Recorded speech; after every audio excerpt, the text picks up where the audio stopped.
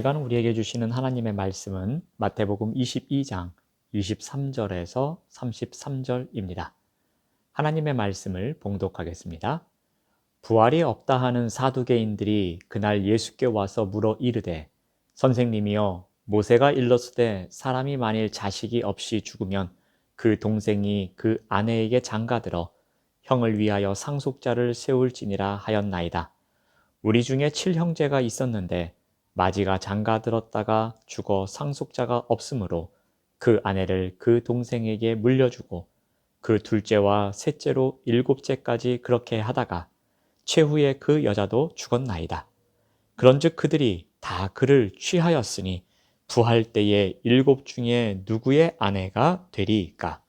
예수께서 대답하여 이르시되 너희가 성경도 하나님의 능력도 알지 못하는 고로 오해하였도다.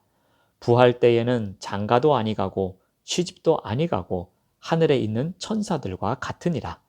죽은 자의 부활을 논할진대 하나님이 너희에게 말씀하신 바 나는 아브라함의 하나님이요 이삭의 하나님이요 야곱의 하나님이로라 하신 것을 읽어보지 못하였느냐?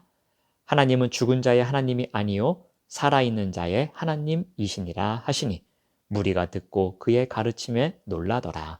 아멘. 오늘은 교만이 가져온 무지라는 제목으로 함께 말씀을 나누겠습니다.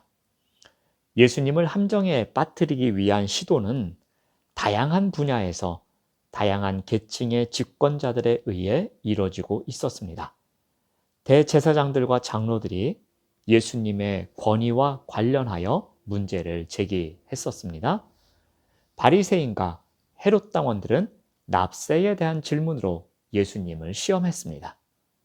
이제 그들이 모두 실패하자 사두개인들이 와서 신학 논쟁을 통해 예수님을 넘어뜨리려고 의문을 제기합니다. 23절이 이렇게 시작합니다. 부활이 없다는 사두개인들이 그날 예수께 와서 물어 이르되 사두개인들이 등장합니다. 이들은 부활이나 천사를 믿지 않았습니다. 그들은 부활이 성경에 근거를 두지 않은 교리라고 생각했습니다. 또한 이성적으로 성립될 수 없다고 주장합니다. 그래서 예수님께 와서 부활에 관해 질문을 합니다. 사두개인들은 다윗 시대 사독 제사장의 후예입니다. 그들은 구약 성경 중에서 모세 오경만을 믿었습니다.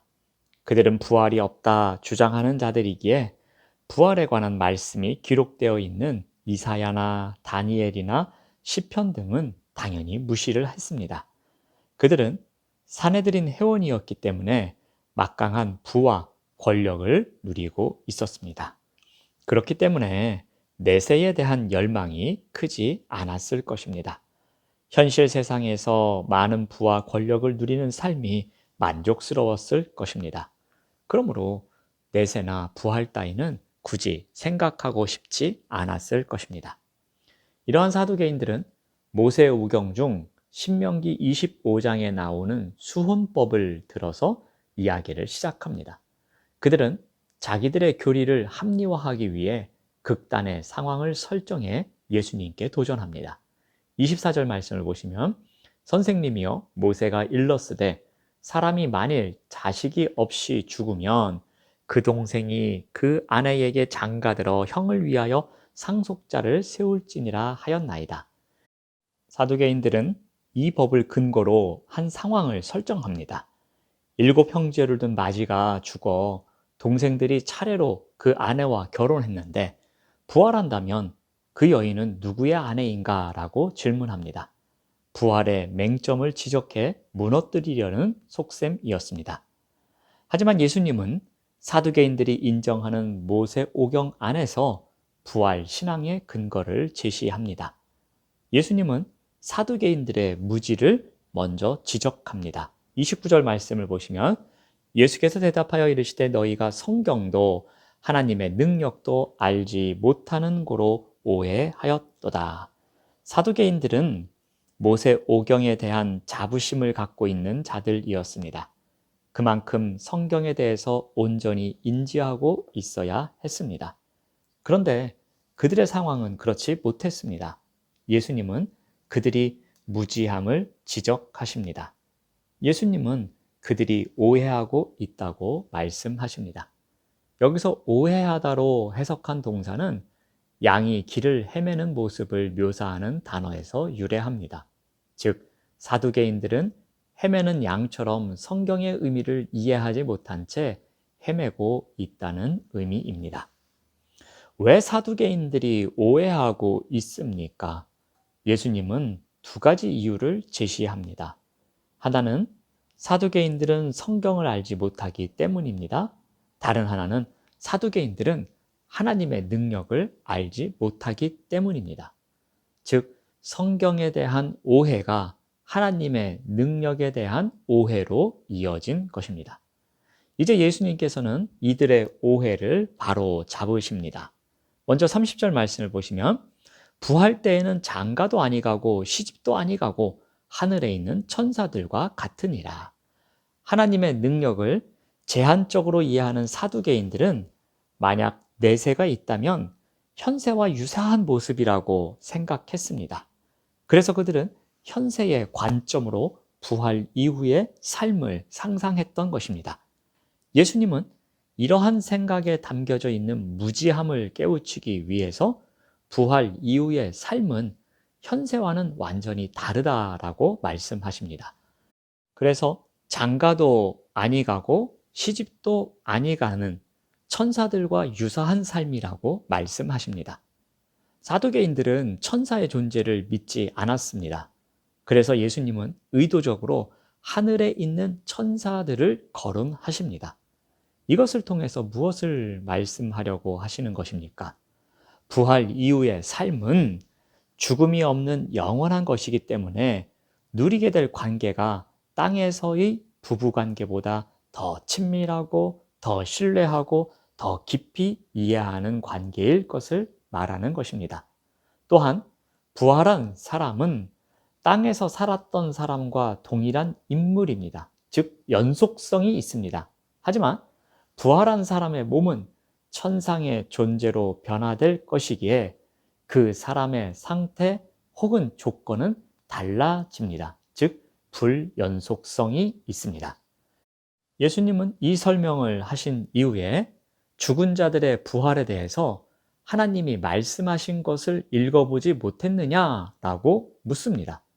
읽어보지 못했느냐라는 표현은 마태복음에서 반복해서 사용되고 있습니다. 이것은 예수님께서 의도적으로 상대방에게 도전하실 때 사용하는 표현이었습니다.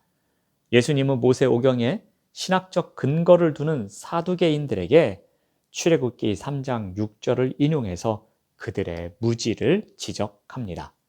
우리 31절에서 32절 말씀을 보시면 죽은 자의 부활을 논할진대 하나님이 너희에게 말씀하신 바 나는 아브라함의 하나님이요 이삭의 하나님이요 야곱의 하나님이로라 하신 것을 읽어보지 못하였느냐?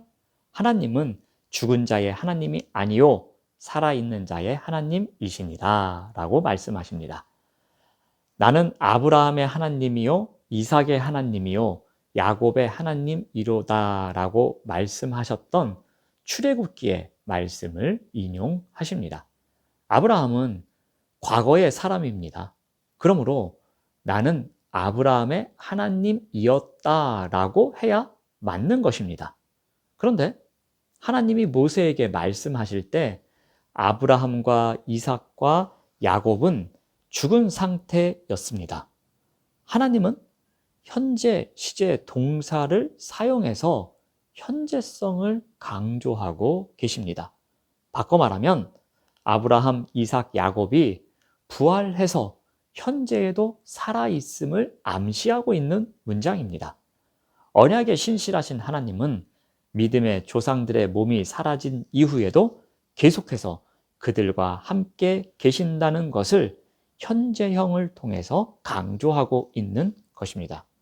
그래서 하나님은 더 이상 존재하지 않는 자들의 하나님이 아니라 살아있는 자들의 하나님이라고 말씀하신 것입니다.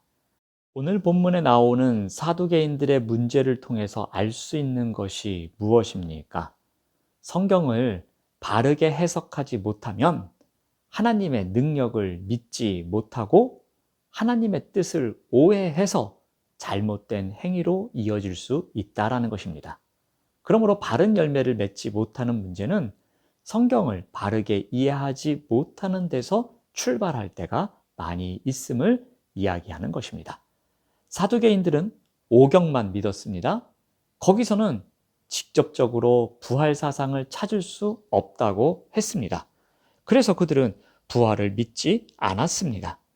부활에 대한 불신 때문에 부활을 전제로 만들어진 하나님 말씀을 이해할 수 없었던 것입니다. 부활에 대한 불신은 부활 자체에 대한 불신이 아니라 하나님의 능력에 대한 불신이라는 점에서 더 심각했던 것입니다. 이것은 교만에서 비롯된 무지 때문이었습니다. 부활에 대한 믿음은 하나님의 능력에 대한 믿음에서 나옵니다. 그것은 머리로 이해하여 나온 믿음이 아니라 하나님의 인격에 대한 믿음에서 나오는 것입니다. 사두개인들이 모세 오경의 창조주를 진실로 믿었다면 첫 창조의 하나님께서 부활을 통해 새 세상을 창조하실 수 있다고 믿었을 것입니다. 하지만 그들의 교만이 낳은 무지는 이러한 믿음의 기회를 빼앗아 갔습니다. 교만이 부활 신앙에 대한 믿음의 기회를 빼앗아 간 것입니다. 그러므로 우리는 확고한 부활 신앙을 가져야 합니다. 부활과 내세를 믿지 않으면 성경을 제대로 이해할 수 없기 때문입니다. 하나님의 능력과 역사를 오해하게 됩니다. 사순절 기간을 지내고 있습니다. 이 기간에 그리스도의 십자가를 생각하고 묵상할 때에 무엇보다도 부활 신앙의 확신을 갖고 믿음의 길을 걸어가시는 우리 모두가 되시길 바랍니다. 기도하겠습니다. 하나님 감사합니다. 사순절 기간을 살아내면서 무엇보다도 부활 신앙의 확신 위에 서 있는 우리 모두가 될 수 있도록 인도하여 주시옵소서. 예수님의 이름으로 기도드립니다. 아멘. 생명의 말씀으로 나를 채